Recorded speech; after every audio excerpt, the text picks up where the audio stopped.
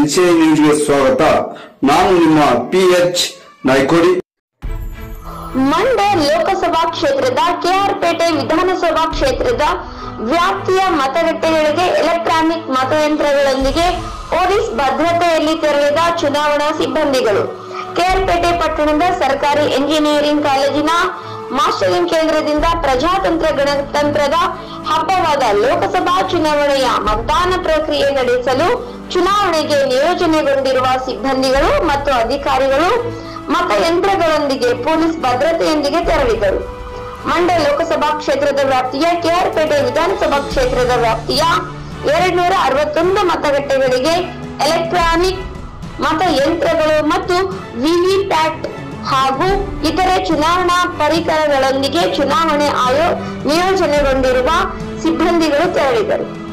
April 26ರಂದು ಶುಕ್ರವಾರ ಬೆಳಿಗ್ಗೆ 7 ಗಂಟೆಗೆ ಆರಂಭವಾಗುವ ಮತದಾನ ಪ್ರಕ್ರಿಯೆಯು ಸಂಜೆ 5 ಗಂಟೆಯವರೆಗೆ ನಡೆಯಲಿದೆ.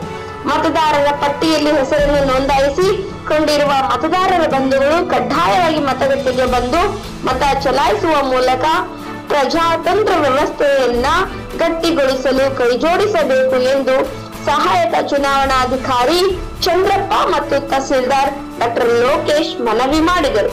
ವರದಿ ಡಾಕ್ಟರ್ KR ನೀಲಕಂಠ್, ಮಂಡ್ಯ.